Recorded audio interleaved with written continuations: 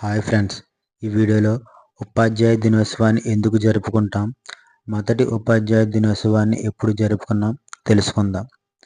ఉపాధ్యాయ దినోత్సవం భారతదేశం అంతటా జరుపుకునే ప్రత్యేక పండుగ. విద్యార్థుల భవిష్యత్తును మరియు అంతిమంగా దేశాన్ని రూపొందించడంలో ఉపాధ్యాయులు ముఖ్యమైన పాత్ర పోషిస్తారు. ప్రతి సంవత్సరం సెప్టెంబర్ 5న ఉపాధ్యాయ దినోత్సవాన్ని జరుపుకుంటారు. ఈరోజు ముఖ్యమైన సాంస్కృతిక మరియు చారిత్రక ప్రాముఖ్యతను కలిగి ఉంది. ఇది భారతదేశం యొక్క అత్యంత గౌరవనీయమైన పండితుల్లో ఒకరైన మాజీ రాష్ట్రపతి డాక్టర్ సర్వేపల్లి రాధాకృష్ణ గారి జన్మదినాన్ని సూచిస్తుంది. డాక్టర్ సర్వేపల్లి రాధాకృష్ణ గారు సెప్టెంబర్ 5, 1888 జన్మించారు.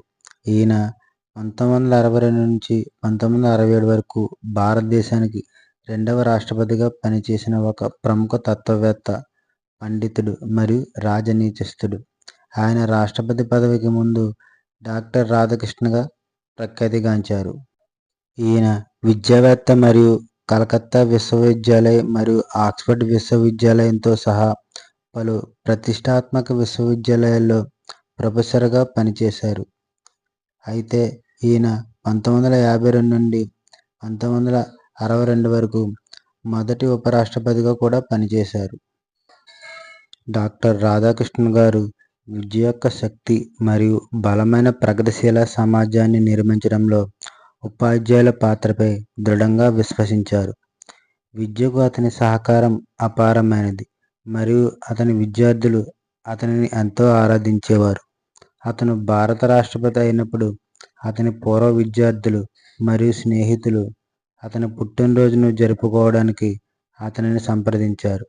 అప్పుడు సర్వేపల్లి రాధాకృష్ణ గారు ఈ విధంగా అన్నారు: తన పుట్టినరోజును జరుపుకునే బదులు దేశవ్యాప్తంగా ఉపాధ్యాయుల సహకారాన్ని గౌరవించేలా సెప్టెంబర్ 5ని ఉపాధ్యాయ దినోత్సవంగా పాటించడం మరింత అర్థవంతంగా ఉంటుందని ఆయన సూచించారు.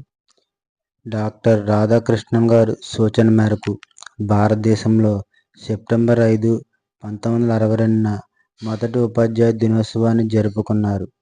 అప్పటి నుండి దేశ భవిష్యత్తును రూపొందించడంలో ఉపాధ్యాయులు పోషించే కీలక పాత్రను గుర్తిస్తూ ఈ రోజును ప్రతి సంవత్సరం ఎంతో ఉత్సాహంతో మరియు గౌరవంతో పాటిస్తున్నారు.